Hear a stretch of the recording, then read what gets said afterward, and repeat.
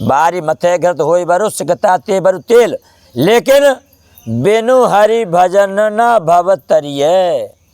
बिना भगवान के भजन के, भव माने संसार, आवागमन, इससे हम नहीं तर सकते। सीताराम तो सबसे पहले मनु महाराज को सीताराम दर्शन दिया, तो फिर उन्होंने वहाँ वरदान भी मांगा। तो मेरा मतलब है कि भाई सीताराम का ही हमें नाम स्मरण क्यों करना चाहिए।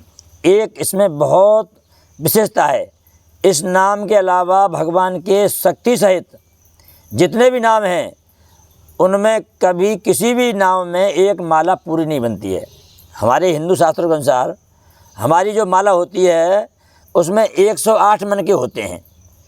पूर्ण माला जो होती है, छोटी माला होती है 27 की, 54 की, लेकिन 108 की पूरी माला होती है। भगवान के शक्ति सहित जितने नाम हैं, राधा कृष्ण हैं, उमा महेश्वर है, देवी शंकर है, लक्ष्मी नारायण हैं, लेकिन सीताराम में ही 108 की माला कैसे बनती है। सीता में स, ई, त और आ, ये 4 वर्ण हैं।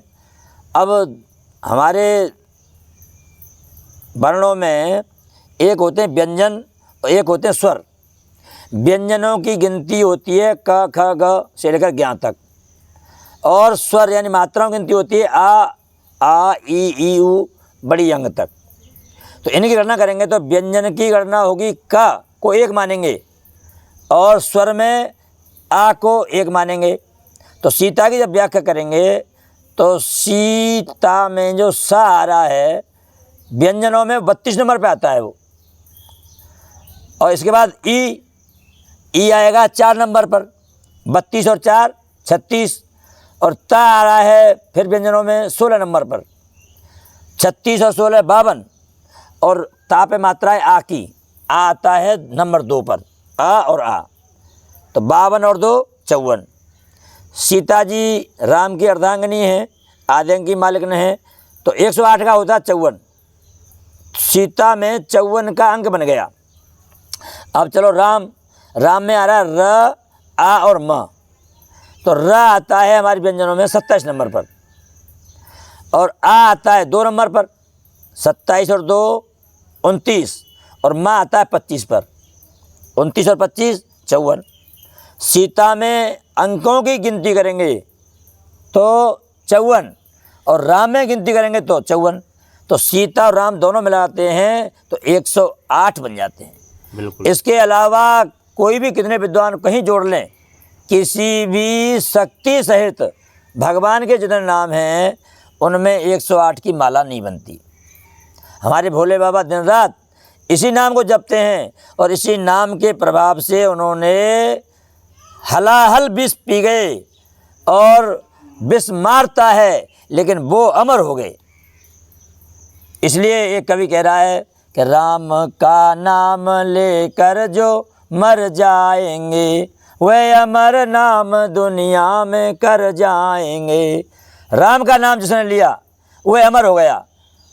अब तक कितने धनवान पैदा हुए लेकिन कोई नहीं जानता है, लेकिन जो राम से जुड़े हैं, जिन्होंने भगवान का भजन किया है, तुलसीदास जी हों, मीराबाई हों, नामदेव जी हों, इनको नामदेव जी को 56 बार कलयुग में भगवान के साथ दर्शन हुए। ज्ञानदेव जी हों, पूर्व में तो हमारे भगवान कोटि में तो हैं, लेकिन कलयुग के जीवों को केवल सीताराम सीताराम सीताराम भजन करने से ही कल्याण हुआ। तो बिना भजन के कल्याण दुनिया में होने वाला नहीं है। और इस समय हमारे जो भारत की सबसे बड़ी युवा पीढ़ी है, कलयुग का बड़ा भारी प्रभाव हो रहा है कि नशे की तरफ बहुत लोग जा रहे हैं। इससे हमें बहुत दुख है। हम जानते हैं, देखते हैं कि नशे की तरफ बहुत जा रहे हैं। नशे का हमारे शास्त्र में बहुत ही निषेध है, और सामान्य सी बात है कि भाई नशा नाश की जड़ है। नशा के बारे में हमारे पद्म पुराण में एक श्लोक आया है, विजया कल्प एकत्वम 10 कल्पंतु नागिनी 12 नाम च सहस्राणी धूम्र संख्या ना विद्यते। क्योंकि शास्त्र हमारे सब संस्कृत में है, समझते नहीं है, तो इसका हिंदी रूपांतर है विजया कहते हैं भांग को। जो भांग खाता है वो एक कल्प नरक में रहता है। अब कुछ भक्त शंका करेंगे साहब शंकर जी ने ही भांग खाई। ऐसा कोई शास्त्र नहीं है जहाँ शंकर जी के लिए भांग का उल्लेख हो रहा हो, क्यों पुराणों के रचयिता हैं वेद व्यास जी। 18 पुराण उन्होंने लिखे हैं। एक पुराण लिख रहे हैं कि भांग नहीं खाना चाहिए और एक लिख देंगे खाना चाहिए, तो कौन मानेगा भाई? कथनी करनी भिन्न जहाँ है और धर्म नहीं पाखंड वहाँ है, तो ये झूठी हो जाएगी। इसलिए जहाँ ना पहुँचे रवि वहाँ पहुँचे कवि। कवियों की कविता में तो है भाई, एक दिना की हो तो घोटू रोज ना घोटी जाए, भोले भांग तुम्हारी, इस तरह भजन बना दिए। भजनों में है लेकिन शास्त्रों में कहीं भांग का वर्णन नहीं है। तो वेदव्यास जी कह रहे हैं पद्म पुराण में विजयाकल्प एकत्वम, यानी जो भांग खाता है वो एक कल्प तक नरक में रहता है। कल्प की गणना क्या है? 1000 बार चारों योग समाप्त हो जाएं। सबसे छोटा योग है कलयुग 4,32,000, इससे दुगना होता है 864 द्वापर युग, और कलयुग से तिगुना होता है त्रेता 12,96,000, और कलयुग से चौगुना होता है सतयुग 17,28,000। तो ये चारों युग 1000 बार समाप्त हो जाएं, उसे कहते हैं एक कल्प। ऐसी घटना बताई है वेदव्यास जी ने। आगे कह रहे हैं कि 10 कल्प तो नागनी, नागनी कहते हैं अफीम को। जो अफीम खाता है वह 10 कल्प नरक में रहता है। विजयाकल्प एकत्वम 10 कल्प तो नागनी 12 च सहस्त्राणी। 12 कहते हैं शराब को, मदिरा को, मद्यपान। जो मद्यपान करता है, शराब पीता है, वो 1000 कल्प नरक में रहता है। और आगे कह रहे हैं धूम्र संख्या ना विद्यते, जो धुएं को पीता है, धूम्रपान का मतलब है धुएं को पीना जाए, बीड़ी पी रहा है, सिगरेट पी रहा है, चिलम पी रहा है, उसकी तो संख्या हजारों से ज़्यादा है। लेकिन आज इस समाज में युवा पीढ़ी में विशेष नशा का प्रचलन हो रहा है। मेरा ये चैनल के माध्यम से कहना है कि युवा पीढ़ी नशे की ओर न जाए, अपने आप को पहचाने, अपने आप को जाने। हमारे अंदर बड़ी शक्ति और सामर्थ्य है। आदमी जब सच्चाई की ओर चलता है तो जहाँ चाहे भगवान प्राप्ति कोई कठिन नहीं है। कलयुग में सबसे सरल साधन कोई है तो भगवत प्राप्ति है।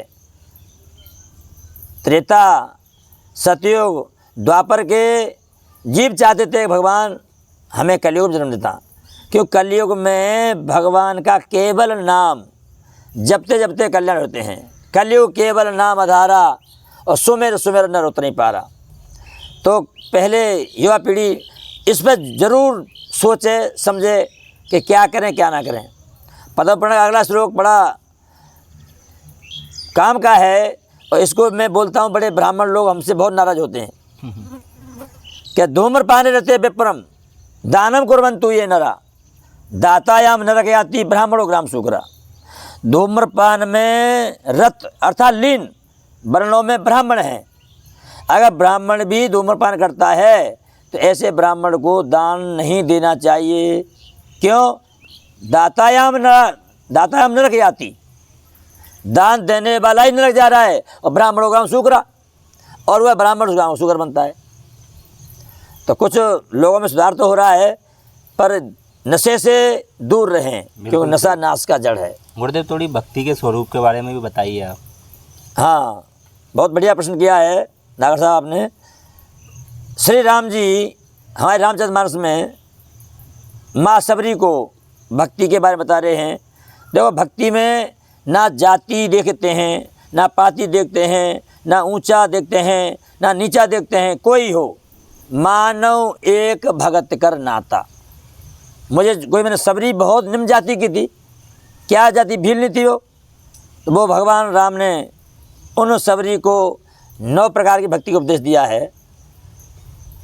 रामचरितमानस के अरण्य कांड में माँ सबरी को दे रहे हैं कि प्रथम भगत संतन कर संगा, दूसरी रति मम कथा प्रसंगा। अर्थात पहली भक्ति है संतों का संग, जैसा करेंगे संग वैसा चढ़ेगा रंग। तो संतों का संग करेंगे तो संतों जैसी बाणी आएगी। और भगवान को तो संत बहुत प्रिय हैं। मोरे मन प्रभु अस विश्वासा राम से अधिक राम कर दासा। तो पहली भक्ति है प्रथम भगत संतन कर संगा। नागर साहब आप पहले बोल रहे थे हमारे कि बिनु सत्संग विवेक न होई और राम कृपा बिनु सुलभ न सोई। राम जी कृपा होगी जब सुलभ होगी, पर राम जी कृपा कब होगी? चैन बनी हुई है किसमें? बिना सत्संग के ज्ञान नहीं होगा, ज्ञान नहीं होगा तो फिर कल्याण नहीं होगा। लेकिन सत्संग कब मिलेगा? राम जी कृपा से। अब राम जी कृपा कब में होगी? मन क्रम वचन छाड़ चतुराई और भजत कृपा करें रघुराई। मन से, वाणी से और कर्म से कपट छोड़ करके, कपट कहते हैं जानते हैं कि यह काम नहीं करना चाहिए फिर भी कर रहे हैं, तो भगवान प्राप्त नहीं होंगे। क्यों? भगवान तो अंतरात्मा है, बाहर को जानते हैं, अंदर को जान रहे हैं। तो प्रथम भगत संतन कर संगा, दूसरी रति मम कथा प्रसंगा। भगवान कह रहे हैं भाई मेरी जो कथा है, चाहे रामचरितमानस है, गीता है, भागवत है, उनका पठन पाठन करें और उसमें जो लिख रहा है उसका अनुसरण करें। भगवान की बातों को सुन रहे हैं, हम रामायण खूब मान रहे हैं, भागवत को मान रहे हैं, गीता को मान रहे हैं, भगवान को मान रहे हैं, लेकिन रामायण गीता भागवत की नहीं मान रहे हैं। भागवत को भगवान को मान रहे हैं लेकिन भगवान की नहीं मान रहे हैं। अंतर केवल ओ को मान रहे हैं लेकिन की नहीं मान रहे हैं। मानना है हमें भगवान की बात मानो। तीसरी भक्ति है गुरुपद पंकज सेवा, तीसरी भगत यमान। यानी इस जीवन में बिना गुरु के आज तक किसी को ज्ञान नहीं हुआ है। भगवान राम जी, उनके शस्त्र गुरु विश्वामित्र जी, विद्या गुरु वशिष्ठ जी, चाहे उन्हें अल्पकाल में विद्या आ गई थी, लेकिन पढ़ने गए थे कृष्ण भगवान उज्जैन में सांदीपनि ऋषि के पास पढ़ने गए थे। बिना गुरु कल्याण नहीं होना है। तो गुरुपद पंकज सेवा, तीसरी भगत अमान। चौथी भगत मम गुण गण करई कपट तजगान। भगवान के गुणगानों को कपट के छोड़ करके करना चाहिए। और पांचवी भक्ति बता रहे हैं मंत्र जाप मम दृढ़ विश्वासा और पंचम भजन सो वेद प्रकाशा। जो गुरुजी ने मंत्र दे दिया अथवा सीताराम जी का जाप पक्के दृढ़ विश्वास के साथ करना है, किंचित मात्र भी सुई की 1000वीं नोक के बराबर अविश्वास नहीं करना है। तो मंत्र जाप मम दृढ़ विश्वासा और पंचम भजन सो वेद प्रकाशा, वेदों में प्रकाशित है। छठदम शील विरत बहुकर्मा। छठी भक्ति बता रहे हैं कि छठदम शील विरत बहुकर्मा और निरत निरंतर सज्जन धर्मा। भक्ति करें वैराग्य सहित होकर के। अगर वैराग्य नहीं होगा तो पक्की भक्ति नहीं होगी, वो फिर तो वो घूम जाएगा, डूल जाएगा वो। तो भक्ति होनी चाहिए पूर्ण वैराग्य के साथ में, निरत निरंतर सज्जन धर्मा। और सज्जनों के जो धर्म हैं, सज्जन की जो संधि करेंगे सतजन, सतनाम ईश्वर का है, जिसमें सत जुड़ गया वह कल्याणकारक है। सज्जन, सदाचार, सत्य, इसके बिना काम चलने वाला नहीं है। सदाचार के ऊपर हमारे संत शास्त्र कहते हैं, अंग्रेजी में एक कहावत है, wealth is lost nothing is lost, health is lost something is lost, time is lost very something is lost और character is lost everything is lost. अर्थात वेल्थ के धन, जिसने धन खो दिया उसने कुछ नहीं खोया है, क्यों? धन यही कमाते हैं, गंवाते हैं, उसकी चिंता नहीं है।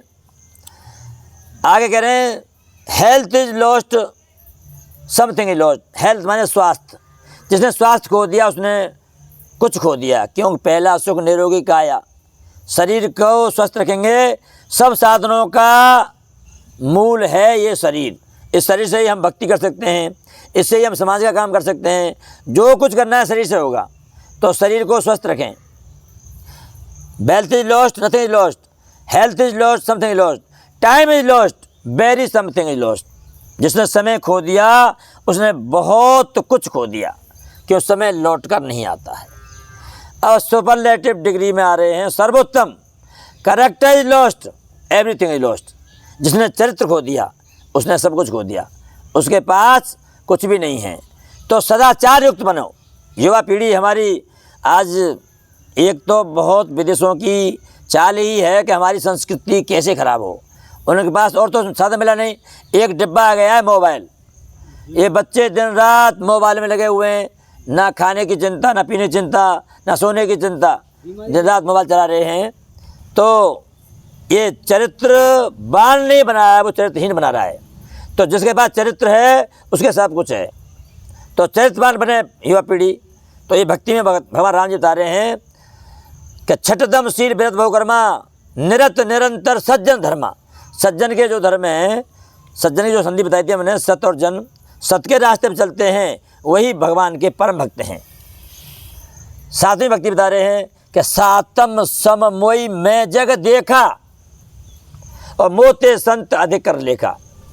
सातवीं भक्ति है कि भगवान कह रहे हैं कि संसार में मैं ही मैं हूँ, सब में, छोटा हो बड़ा हो सब मुझे ही देखें, सबको समान दृष्टि देखें, क्योंकि मैं सब में वास कर रहा हूँ। और मुझसे श्रेष्ठ हैं संत, मोते संत अधिक कर लेखा। आठवीं भक्ति, आठम जथा लाभ संतोषा और सपने उन्हें देखें परदोषा। जो कुछ मिल जाए सब में संतुष्ट रहो, क्योंकि हमारे भाग्य में जो है वो पक्का मिलेगा, चिंता की जरूरत नहीं है। और सपने में भी किसी के दोष दृष्टि नहीं देखें, क्योंकि मुझसे बड़ा कोई नहीं है। हम अपने आप को देखें मैं कैसा हूँ, हमें दूसरे में दोष देखना नहीं है। ये आठवीं भक्ति है। और आठवीं के बाद नवीं भक्ति बहुत सरल है। नवम सरल सब सन छल हीना और मम भरोस ही हर्ष न दीना। भाई कुछ नहीं जानता है, बस मेरे शरण में हो जाए। जैसे गीता जी में भगवान श्री कृष्ण 18 अध्याय के 66वें श्लोक में कह रहे हैं कि सर्वधर्मान प्रत्यजय मामेकम शरणं ब्रज अहम त्वाम सर्वपापेभ्यो मोक्षयिष्यामि मा शुच। तुझ में कुछ नहीं हो रहा तो सब कुछ छोड़ के मेरे शरण में जा, मैं तुझे सब पापों से मुक्त कर दूंगा, चिंता मत कर। ऐसे ही श्री राम जी कह रहे हैं कि नवम सरल सब सन छल हीना और मम भरोस ही हर्ष दीना। सब कुछ छोड़ करके मेरे शरण में हो जा। और अंत में कह रहे हैं कि भाई नौ भक्ति नहीं हो तो नवमऊ एकऊ जिनके होई और नारी पुरुष सचराचर को ही।